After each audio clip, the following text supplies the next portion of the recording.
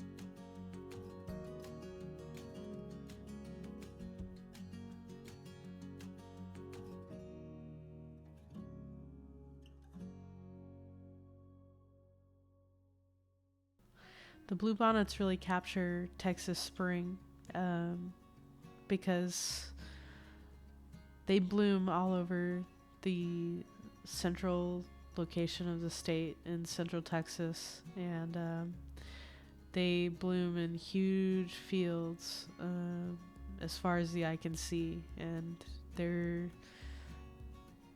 they just look like somebody painted the fields in blue, and they get mixed with other flowers, and it just looks like somebody painted the fields in blue and yellow and red, and it's a beautiful sight to see. If you've never been, I really recommend coming down to Texas and doing a wildflower drive if you get the chance.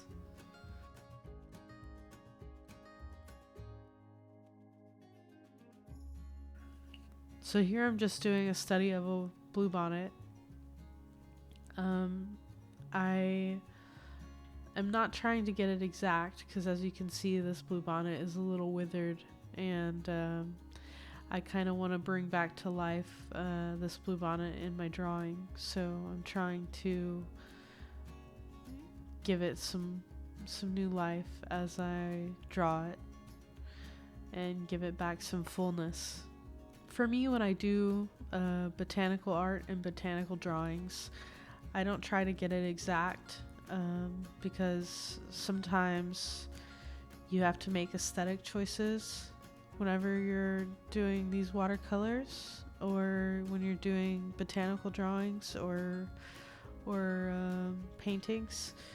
You have to make choices that look better on the paper than they would in real life. So sometimes maybe a leaf isn't going exactly the right way, or it might not look right on the paper, or maybe to show the details of the flowers, you can't overlap them the same way as you want to, and so in order to leave white space, you might have to space out your flowers or something like that. So I don't try to get them exact. I just try and get the essence of the flower, and that's really the most important part, I think.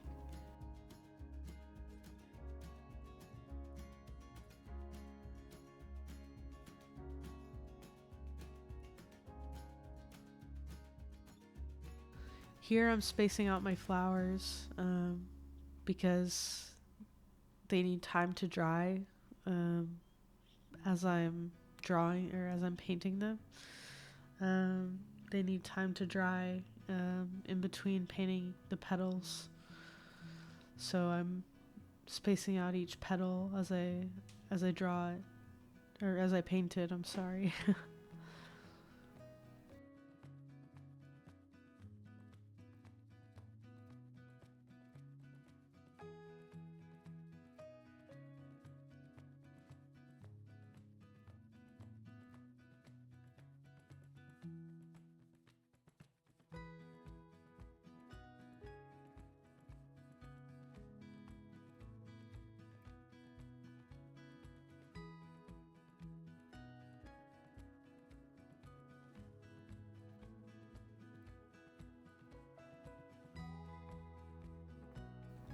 I'm pretty happy with that one.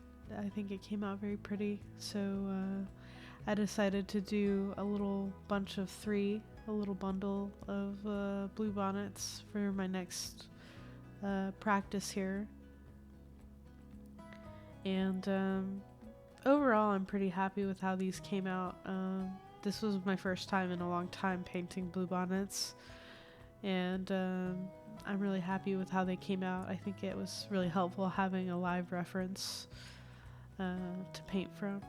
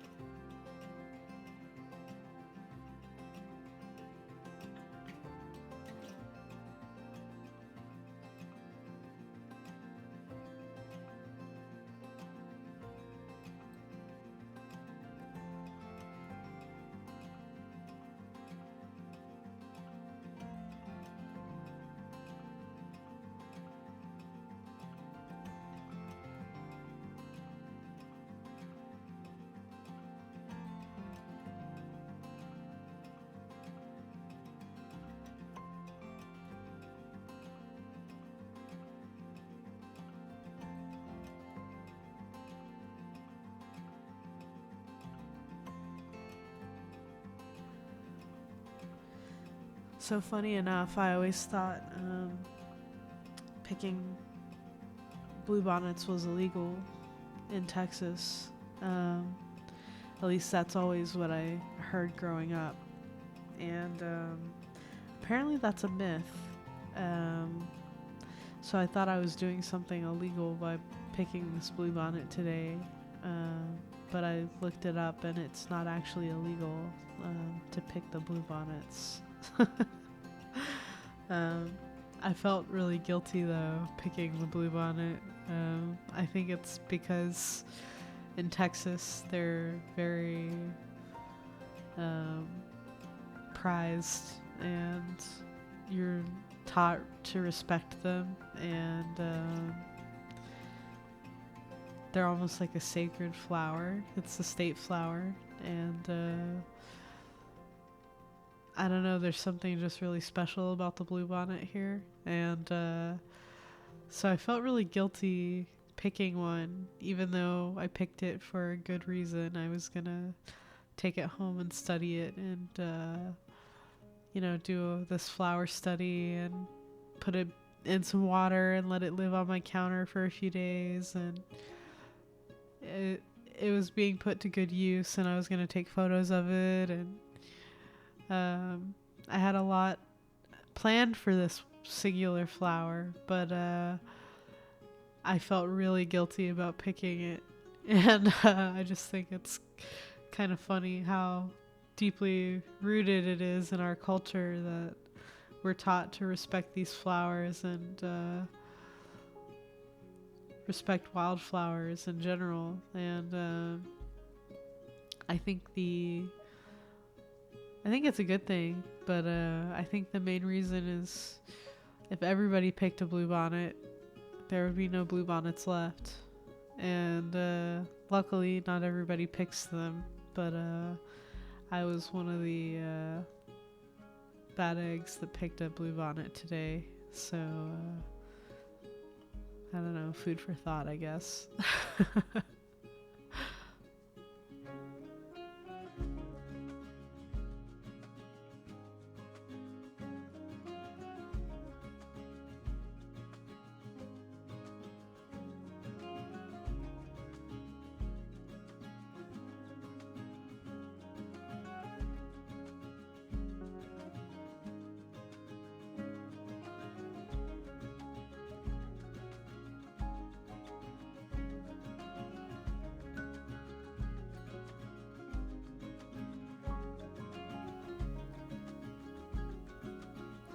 Alright, and that about wraps up my painting.